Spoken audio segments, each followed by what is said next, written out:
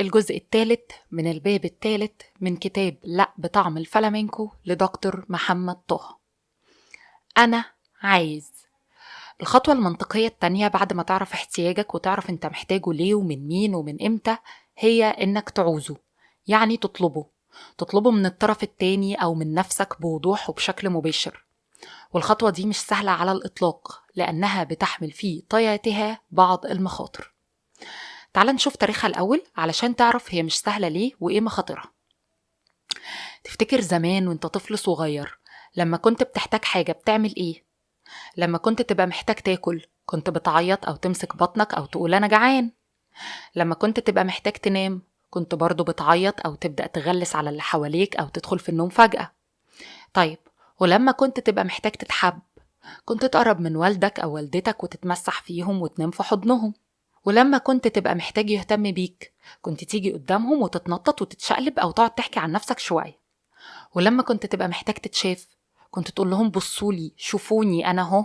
ولما كنت تبقى محتاج تتسمع كنت تقول لهم اسكتوا محدش يتكلم اسمعوني أنا. طبعا كل ده كان ممكن يبقى مصحوب بسيمفونية رائعة من الصراخ والعويل لإضفاء موسيقى تصويرية مثيرة على الأحداث. اللي بيحصل بقى من الأب والأم كرد فعل لطلبك إن احتياجاتك دي تلبى هو اللي ممكن يشكل حل رائع أو مشكلة معقدة. الأب والأم أو من يقوم بدورهما ممكن يلبوا عوزانات أو طلبات الطفل بشكل كافي وبدرجة مرضية، وممكن يرفضوها ويرفضوه أو يهددوه أو يعاقبوه، وهنا تبدأ المشكلة. يعني هو مطلوب من الآباء والأمهات إنهم يلبوا كل طلبات أطفالهم؟ لا طبعا، محدش قال كده، ده يبقى جنين. أنا بتكلم عن الاحتياجات والطلبات الأساسية في الحب والاهتمام والقبول والاحترام، مش إنك تسيب ابنك يلعب بالنار أو يحط إيده في فيشة الكهرباء، ومش إنك تهلك نفسك وتحرقها لتلبية اللي هو عايزه. يعني لما يعبر عن احتياجه للحب تحبه، لما يطلب إنك تهتم بيه ما تطنشوش ولا تهمله، لما يقولك شوفني أو اسمعني تشوفه وتسمعه وتفهمه وتحس بيه، لما يعوز يتحضن تحضنه، لما يعترض ويقولك لأ تصبر عليه وتراجع نفسك، ولو كنت مرهق أو تعبان توضح له بهدوء إنك مش قادر دلوقت، وده هيعلمه هو كمان إنه ما يحملش نفسه فوق طاقتها في يوم من الأيام. طيب، نربي أولادنا إزاي وإنت بتقول ما ينفعش نرفض أو نعاقب؟ أنا ما قلتش كده خالص. من حقك ترفض ومن حقك تعاقب بمنتهى الرحمة كجزء من التربية السليمة، بس لما تيجي ترفض تصرف أو سلوك معين، مش ترفض ابنك كله على بعضه. ومهم توصله إنك رافض التصرف ده بعينه أو السلوك ده بشكل خاص، مش رفضه هو نفسه. ولما تيجي تطلب منه حاجة مش إنك تكون بتطلبها منه لحسابه هو مش لحسابك انت، علشانه هو مش علشانك انت. لكن للأسف مش ده اللي بيحصل دايما. اللي بيحصل غالبا حاجات تانية خالص. بيحصل إن احتياجات الطفل تصطدم بعوزانات أو رغبات وطلبات الأهل.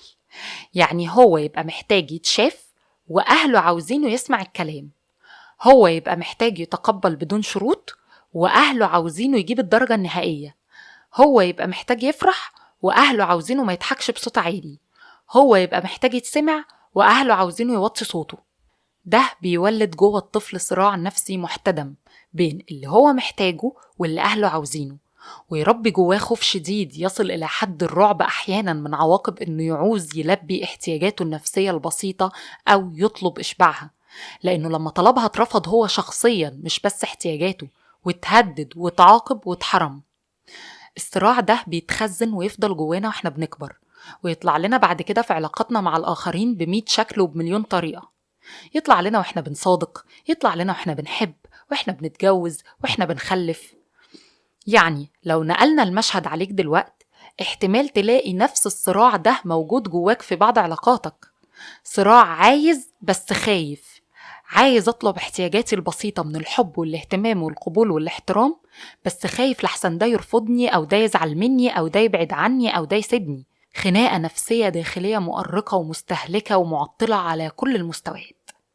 الخناقة دي بتخلينا نعمل حاجات صعبة جدا، ممكن تخلينا نستسلم لعوزانات أو طلبات ورغبات الآخرين على حساب احتياجاتنا، فنتنازل عن الاحترام في مقابل رضا الطرف الآخر، ونتنازل عن الاهتمام في مقابل عدم حدوث مشكلات، ونتنازل عن الحب في مقابل استمرار العلاقة رغم فشلها الواضح. مش بس كده، ده ممكن من كتر الضغط نصدق إن رغبات الآخرين دي هي رغباتنا إحنا شخصياً، ويبقى عندنا رغبات مش بتاعتنا وطلبات غريبة علينا وعوزانات بعيدة تماماً عن احتياجاتنا الحقيقية. يعني تبقى عايز تكون أغنى واحد في الدنيا وتقعد تجمع في فلوس دون شبع، وانت في الحقيقة من جواك محتاج تتحب. تبقى عايز تدخل في علاقات عاطفية ومتلاحقة وأحيانا متزامنة، لكنك من جواك محتاج حد يهتم بيك. تبقى عايز تلبس اوريجينال وسينيه وهاي كلاس، وكل اللي انت محتاجه من جواك هو انك تحترم. طيب واحتياجاتنا الأصلية تروح فين؟ ننكرها طبعا ونرفضها وننساها كأنها ما تخصناش. يعني تبقى هتموت من كتر احتياجك للحب وتقول أنا مش عاوز حد يحبني. تبقي محتاجة اهتمام كبير جدا وتشوفي إنك ما تستهليهوش. نبقى هنموت من كتر الوجع ومستكترين على نفسنا الدواء. بس خلاص خلصت، انت تحولت لحد تاني غيرك، انسلخت من نفسك لحساب الآخرين، والباقي مكتوب في فصل نفسك الحقيقية ونفسك المزيفة من كتاب الخروج عن النص. في مصدر تاني للمخاوف اللي بتبقى مرتبطة بعوزاناتنا غير اللي بيتقال وبيتعمل بشكل مباشر من الأهل للأبناء، ألا وهو اللي بيتشاف واللي بيتعمل بينهم وبين بعض أو مع حد تاني. يعني الطفل يشوف أبوه وأمه بيتخانقوا فيخاف من الجواز، البنت تشوف أمها بتتهان وتتضرب فتخاف من الرجالة، الولد يشوف طفل بيتعاقب في الشارع علشان بيعيط فيخاف يعبر عن مشاعره، وهكذا. رسائل الخوف بتوصل بأشكال مختلفة مباشرة وغير مباشرة من الأهل والجيران والمعارف والمجتمع بشكل عام. طيب هنعمل إيه؟ وإيه هي الخطوة التانية بعد ما عرفنا احتياجاتنا أو أنا محتاج وعرفنا مبرراتها وأسبابها وأهدافها أو علشان؟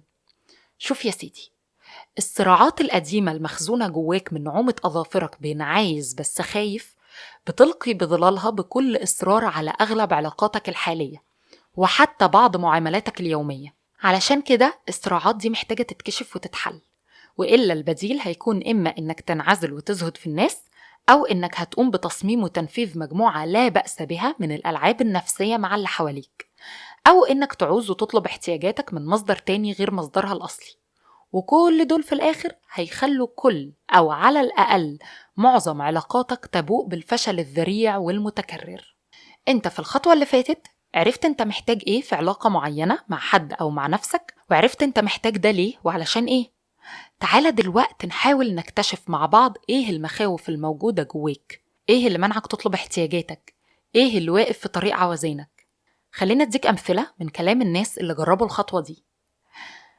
أنا عايزة أقول لأ للأذى والضرر والتشويه اللي بتعرض لهم بس خايفة لحسن.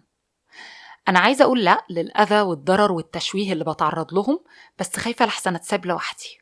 أنا عايزة أقول لأ للأذى والضرر والتشويه اللي بتعرض لهم بس خايفة لحسن يكون ده بيغضب ربنا. أنا عايزة أقول لأ للأذى والضرر والتشويه اللي بتعرض لهم بس خايفة لحسن أتأذي أكتر. أنا عايزة أقول لأ للأذى والضرر والتشويه اللي بتعرض لهم بس خايفة لحسن يتقال عليا مفترية. أنا عايزة أقول لأ للأذى والضرر والتشويه اللي بتعرض لهم بس خايفة لحسن محدش يقف جنبي. أنا عايزة أقول لأ للأذى والضرر والتشويه اللي بتعرض لهم بس خايفة لحسن أضطر أتحمل المسؤولية. أنا عايزة أصحي أنوثتي اللي اتدفنت بالحياة زمان بس خايفة لحسن. أنا عايزة أصحي أنوثتي اللي اندفنت بالحياة زمان بس خايفة لحسن تتأذي تاني. أنا عايزة أصحي أنوثتي اللي اندفنت بالحياة زمان بس خايفة لحسن أكتشف إني ساهمت في دفنها. أنا عايزة أصحي أنوثتي اللي اندفنت بالحياة زمان بس خايفة لحسن ما تلاقيش اللي يستاهلها. أنا عايزة أصحي أنوثتي اللي اندفنت بالحياة زمان بس خايفة لحسن ما أقدرش أحميها. أنا عايزة أصحي أنوثتي اللي اندفنت بالحياة زمان بس خايفة لحسن مسؤوليتها تطلع أكبر مني. أنا عايزة أصحي أنوثتي اللي اندفنت بالحياة زمان بس خايفة لحسن اللي حواليا ما يستحملوهاش. أنا عايزة أصحي أنوثتي اللي اندفنت بالحياة زمان بس خايفة لحسن معرفش نفسي. أنا عايزة أصحي أنوثتي اللي اندفنت بالحياة زمان بس خايفة لحسن الأنوثة تطلع ضعف زي ما كانوا بيقولوا. أنا عايزة أصحي أنوثتي اللي اندفنت بالحياة زمان بس خايفة لحسن انتقم من اللي دفنوها. أنا عايزة أتجوز بس خايفة لحسن. أنا عايزة أتجوز بس خايفة لحسن أخسر حريتي وأدخل حياتي حد يتحكم فيا. أنا عايزة أتجوز بس خايفة لحسن أتبهدل وأتهان وأتمرمط. أنا عايزة أتجوز بس خايفة لحسن أتخان وأطعن في ظهري. أنا عايزة أتجوز بس خايفة لحسن أتضرب. أنا عايزة أتجوز بس خايفة لحسن أتحبس في البيت. أنا عايزة أتجوز بس خايفة لحسن اللي هتجوزه يحس بضعفي واحتياجي ويلعب بيا. أنا عايزة أتجوز بس خايفة لحسن أبقى مستباحة. أنا عايزة أتجوز بس خايفة لحسن معرفش أختار الشخص الصح وأقضي عمري بندم على اختياري الغلط. أنا عايزة أتجوز بس خايفة لحسن حياتي بعد الجواز تكون كلها نكد وخناق وعياط. أنا عايزة أتجوز بس خايفة لحسن أخنق نفسي واللي هتجوزه بالغيرة الزيادة. أنا عايزة أتجوز بس خايفة لحسن ما أقدرش على مسؤولية الجواز. أنا عايزة أتجوز بس خايفة لحسن أعيش في نكد وخناق كل يوم. أنا عايزة أتجوز بس خايفة لحسن أحب جوزي أكتر ما هو هيحبني. أنا عايزة أتجوز بس خايفة لحسن أتبهدل. أنا عايزة أتجوز بس خايفة لحسن أضطر أضحي وأتنازل علشان أتحب وأتقبل. أنا عايزة أتجوز بس خايفة لحسن بعد الجواز ألاقي جوزي بقى شخص تاني. طيب، تمام، عرفنا مخاوفنا وعرفنا تاريخها وعرفنا كمان مصدرها. نعمل فيها إيه بقى؟ نسيبها تتنطط قدامنا زي العفاريت كده؟ نوديها فين يا دكتور؟ نحلها إزاي؟ حاضر. فاكر لما قلتلك في الفصل اللي فات إيه هي أول خطوة في تغيير أي حاجة وأي حد؟ أيوة، بالظبط، القبول. مشكلة الخوف هي إنك بتتخانق معاه، بترفضه، مش عاوزه، الود ودك تقصه وتستأصله من جواك تماما. بس في الحقيقة هو ده اللي بيزود حجمه ويخليه يكبر ويتعملق ويتحول لغول نفسي ضخم يوشك أن يلتهمك. الخوف جزء أصيل من التكوين الإنساني، حجر أساس في التركيبة النفسية السليمة، زيه زي الحزن والضعف والخطأ. الخوف هو اللي بيحركنا علشان نحمي نفسنا، هو اللي بيدينا الدافع علشان ناخد قرارات حياتية حاسمة وسريعة تنقذنا من مواقف قد تودي بنا إلى الهلاك النفسي أو الجسدي. الخوف غريزة فطرية تساعد على البقاء، ولعلمك لولا خوفك، لولا انك قدرت تحمي نفسك وتكمل لغاية دلوقت. اي نعم، انت حميتها بانك تنازلت عن جزء منها وطلعت جزء غيره مكانه، بس ده الحل اللي كان قدامك وقتها، ده كان افضل المتاح بالنسبة لك. ما ينفعش تيجي بقى دلوقت وتكسر الدرع اللي حماك، ما ينفعش تتخانق مع حتة منك، ما ينفعش تتخلص من جزء فيك.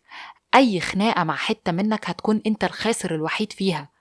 أي محاولة للتخلص من جزء فيك لن ينتج عنها إلا تضخم هذا الجزء وتورمه بشكل سرطاني مميت. امال نعمل إيه؟ نقبله. أيوة، نقبل الخوف بعد ما اكتشفنا المخاوف. وبفكرك تاني هنا إن القبول مش معناه الموافقة ولا معناه الاستسلام، بالعكس معناه الاعتراف بالموجود من أجل علاجه وتغييره. وصدقني، أول ما تقبل خوفك هيتضاءل ويتقزم وياخد حجمه الحقيقي، وأول ما تعترف بمخاوفك هتعرف تتعامل معاها. إيه رأيك؟ تيجي تقبله؟ تيجي نفض الخناقة دي؟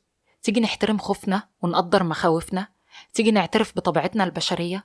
جرب، مش هتخسر حاجة، بالعكس هتكسب رجوع جزء منك إليك واستقرار نغمة ناشزة منك داخلك وعودتك كاملا إلى نفسك. يبقى احنا عرفنا احتياجاتنا المدفونة أو المؤجلة لما قلنا أنا محتاج علشان، واكتشفنا مخاوفنا وأخرجناها من كهفها المظلم لما سيبنا نفسنا نكمل بتلقائية وشجاعة أنا عايز بس خايف لحسن، وقبلنا كل اللي اكتشفناه وفضينا الخناقة اللي بينا وبينه بعد كتير من الصبر والجهاد وكتير من الجروح والكدمات. بس ولا يهمك، دي كدمات محارب شجاع يخطو خطواته الأولى نحو نفسه. دلوقتي عاوزك تجرب تقول وتكتب وتكمل على قد ما تقدر من المرات: أنا عايز أقبل نفسي كلها على بعضها بدون شروط ولا أحكام ولا مقارنات، بس خايف لحسن. وتعالى بينا على الخطوة الثالثة، خطوة الحقوق. أنا من حقي حتى لو. من حقي، الخطوة دي هي خطوة العزم والهمة، لأن الخطوة اللي بعدها هي خطوة القرار والتنفيذ، وأي قرار محتاج عزم وأي تنفيذ محتاج همة.